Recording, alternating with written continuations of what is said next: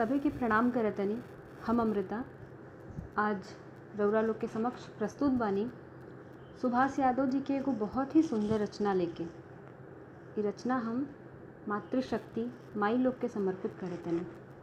बच्चा लोग से निहोरा करतनी, सुनी सभे, बहुत सुंदर रचना बा। लाइक कमेंट शेयर के जा कोनो झंझट नहीं खे। अच्छा लगी अपनहु सुनब, माइयों के सुनाइब सभे। और अगर अच्छा ना लगी तो चुपचाप सुन के बैठे आ जाइब लोग। चलिए सुनल जाओ सुभाष यादव जी की बहुत सुंदर रचना।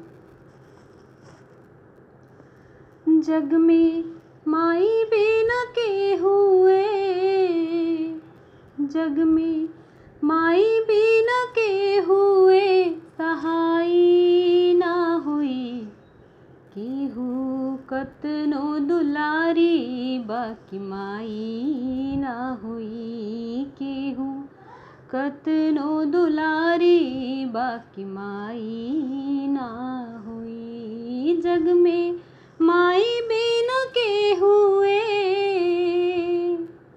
सुख दुख रतिया दिनवा सहली, मुख से कबहू कुछ ना कहली। सुख दुख रतिया दिनवा सहली, मुख से कबहू कुछ ना कहली। उनकर अचरा से बढ़ी के, उनकर अचरा से बढ़ी के, रजाई ना हुई केहू कतनो दुलारी, बाकी माई ना हुई केहू कतनो दुलारी, बाकी माई ना हुई। जग में माई बिना के हुए, अपने सूखल पाकल खाके, रखली सब कर भरम बचा के। अपने सूखल पाकल खाके, रखली सब कर भरम बचा के। उनकर रोआ जे दुखाई ता, उनकर रोआ जे दुखाई ता, भलाई ना हुई केहू कतनो दुलारी, बाकी माई ना हुई केहू कतनो दुलारी, बाकी माई ना हुई। रुपया पैसा लाख कमैबा, सुंदर रंग महल बनवैबा। रुपया पैसा लाख कमैबा, सुंदर रंग महल बनवैबा।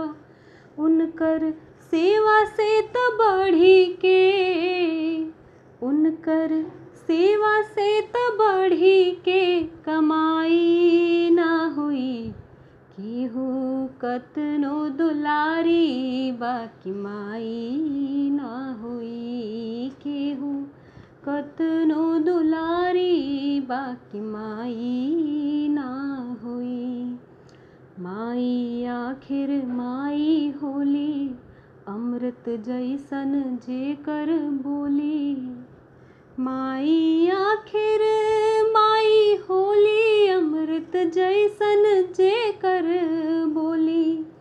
मीठ बोलिया से मिसरी, मीठ बोलिया से मिसरी, मलाई ना हुई केहू कतनो दुलारी, बाकी माई ना हुई केहू कतनो दुलारी, बाकी माई